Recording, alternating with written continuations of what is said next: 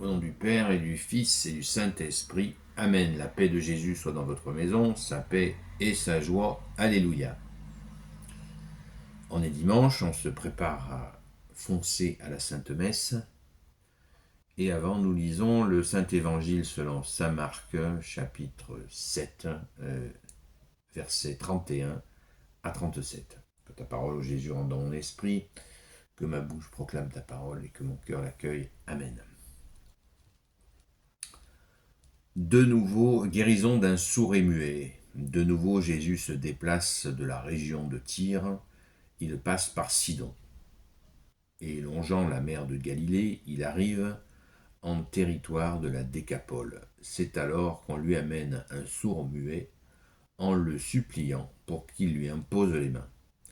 Jésus le prend à l'écart de la foule, il lui met les doigts sur les oreilles, puis il crache et touche sa langue. Alors il lève les yeux vers le ciel et dit, comme peiné, Ephata, c'est-à-dire ouvre-toi. Aussitôt ses oreilles s'ouvrent et le lien de sa langue se délie. Il commence à parler correctement. Jésus les avertit de n'en rien dire à personne, mais plus ils insistaient, plus eux s'empressaient de le raconter partout. Les gens en étaient hors d'eux-mêmes, et ils disaient, il a bien fait toutes choses.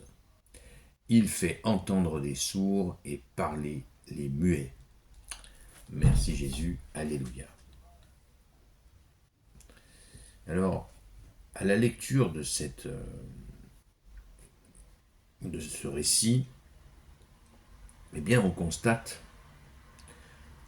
une chose, c'est qu'il y a des fois, il y a des gens qui se demandent si on peut prier pour les autres. C'est une question qui peut paraître étrange, mais il y a des personnes qui se posent, et après tout, ils ont le droit de se poser cette question. Et bien là, c'est alors, verset 32, c'est alors qu'on lui amène un sourd et muet. C'est-à-dire que des gens connaissent un sourd et muet, et ils l'amènent à Jésus. Voilà, c'est exactement ce que nous faisons dans les prières. Nous demandons, nous présentons des gens à Jésus. Nous pouvons prier pour nous-mêmes, évidemment, mais là, c'est très clair. C'est très clair. Des gens viennent lui amener quelqu'un.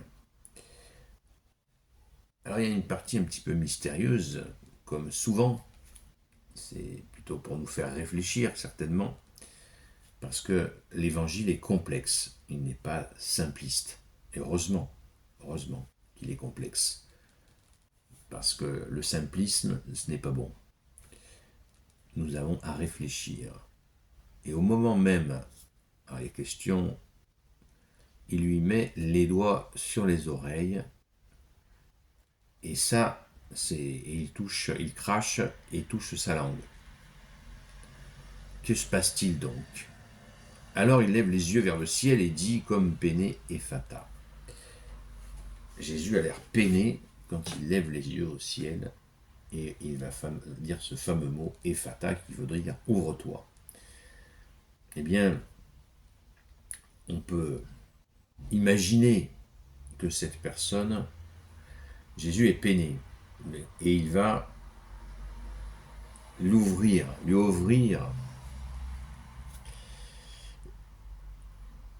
Ouvre-toi, ouvre-toi. Il parle de la langue, de sa langue.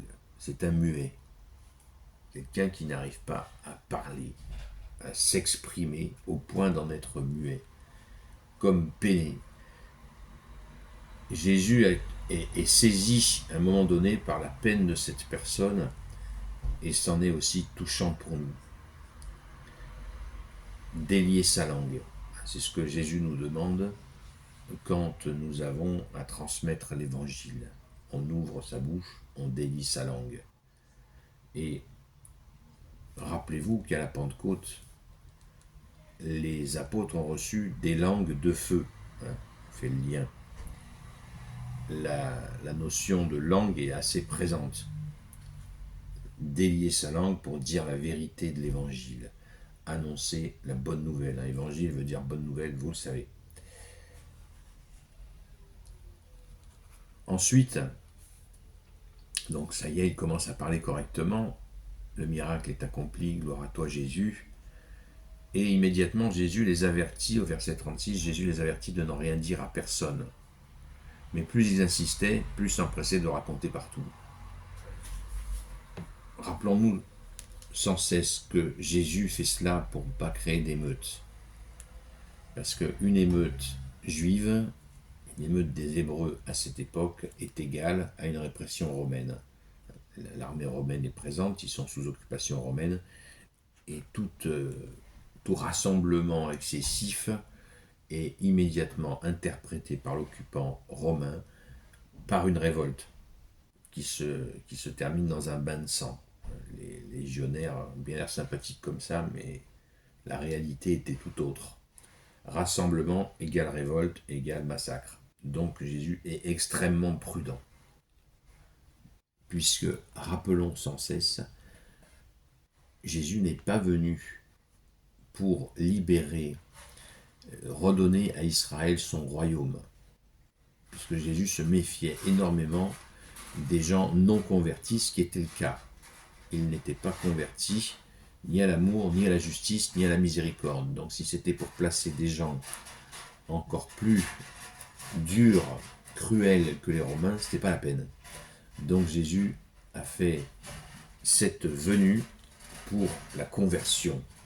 Conversion, se convertir, se transformer, accueillir un cœur de chair et croire qu'il est le Sauveur, avec les étapes qui ne nous sont pas connues.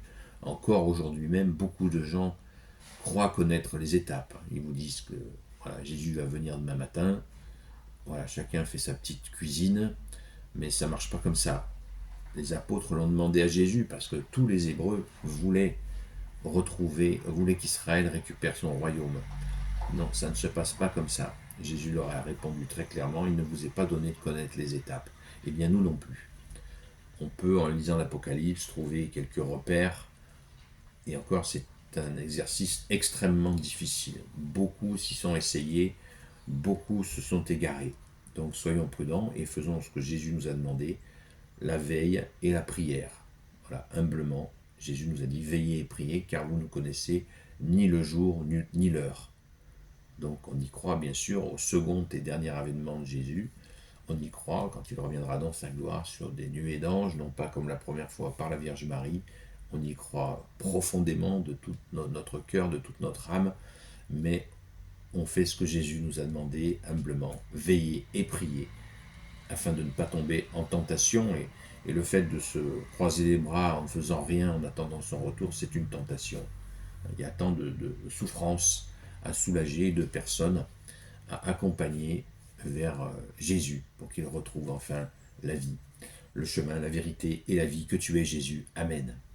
Gloire soit au Père et au Fils et au Saint-Esprit, maintenant et toujours et pour l'éternité. Amen. Ô Jésus, toi qui peux tout et qui porte tout, toi le Sauveur, toi l'Emmanuel, le seul Sauveur, le seul Messie, pour l'éternité. Amen.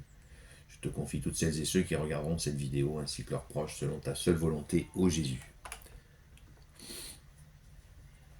Ô Marie, Reine des cieux, toi l'Immaculée Conception, toi qui écrases le serpent, toi qui es la lune sous tes pas, toi notre Mère, Notre-Dame, Saint Joseph, toi le juste et le saint, toi le sage, toi la terreur des démons, toi le saint gardien de la Sainte Église catholique et apostolique, Sainte Marie-Madeleine, notre chère Sainte Patronne, et vous tous les saints et saintes amis de Jésus, je vous confie Saint Michel Archange, Saint Gabriel Archange, Saint Raphaël Archange, et vous tous les anges qui servez Jésus, je vous confie toutes celles et ceux qui regarderont cette vidéo, ainsi que leurs proches, selon ta sainte volonté, ô Jésus. Sainte messe à vous, et à très vite.